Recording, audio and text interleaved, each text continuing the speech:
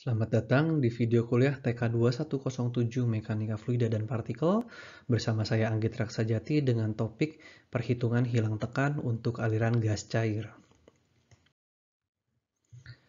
Perhitungan atau perkiraan kehilangan energi untuk sistem aliran dua fasa gas cair lebih rumit dibandingkan dengan sistem aliran satu fasa.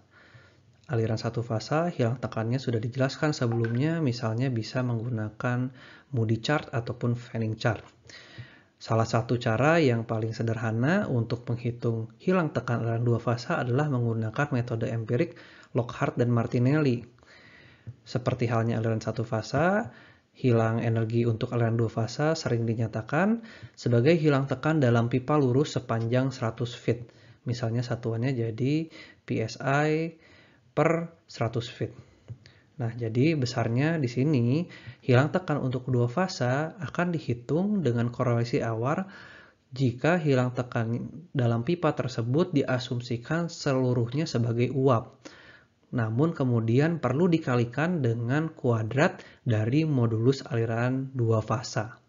Untuk yang delta P 100 uap sekali lagi sepenuhnya bisa dihitung dengan metode yang digunakan sebelumnya, 4F L per D setengah U kuadrat, F-nya dari Fanning chart. Tinggal sekarang bagaimana kita mencari modulus aliran dua fasa ini. Nah, untuk metode empirik, delta P100 dapat dihitung dengan pendekatan persamaan Darcy sebagai fungsi dari konstanta dikalikan dengan friction factor, kalikan dengan kuadrat dari laju alir massa dibagi dengan diameter pangkat 5 dibagi dengan densitas. Jika diasumsikan 100% sebagai uap ataupun 100% sebagai cair. Nah, ketika kita sudah dapat delta P100 untuk masing-masing asumsi 100% cair ataupun 100% uap tersebut, kita bisa menghitung apa yang dikenal sebagai X. X ini adalah modulus Lockhart-Martinelli. Dikuadratkan akan menjadi rasio delta P100 liquid per delta P100 gas.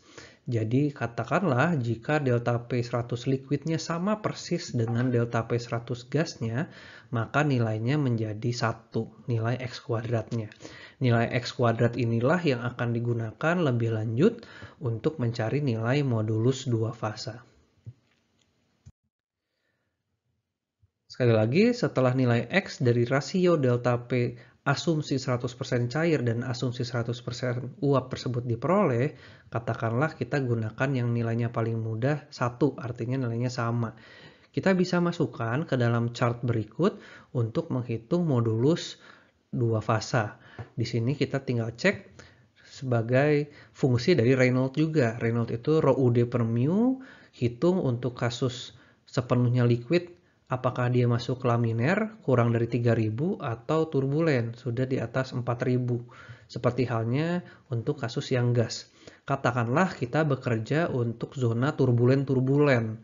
Maka kita tinggal cocokkan dari garis Martinelli parameternya, dalam kasus ini saya ambil contohnya 1, cari yang beririsan dengan kurva TT atau turbulen.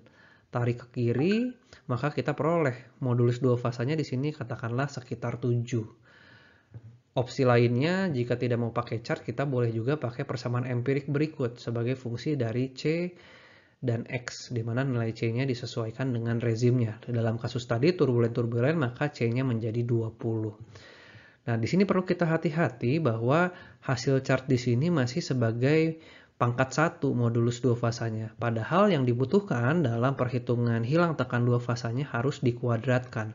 Jadi di sini ketika kita dapatkan angka 7, sebenarnya hilang tekan aliran dua fasa tersebut jadinya 7 kuadrat dibandingkan hilang tekan jika pipanya 100% diisi gas. Jadi 49 kali lipat. Di sini kita bisa lihat nilainya memang sangat besar sekali. Bahkan untuk kasus-kasus yang lebih ekstrim, di mana ada yang lebih dominan daripada salah satu fasa tersebut, katakanlah di sini nilainya sudah hampir mendekati 100, modulus dua fasanya dikuadratkan menjadi 10.000, maka hilang tekannya menjadi 10.000 kali lipat dibandingkan hilang tekan saat satu fasa gas. Makanya aliran dua fasa itu benar-benar dihindari untuk terjadi di pabrik maupun di pipa-pipa. Lebih baik sepenuhnya cair atau sepenuhnya uap. Untuk kesimpulan, persamaan Lockhart-Martinelli ini dapat diselesaikan dengan waktu yang relatif cepat, namun tidak selalu memberikan akurasi tinggi pada berbagai kondisi aliran. Persamaan lain seperti Bakes and Brill melibatkan komputasi yang lebih kompleks.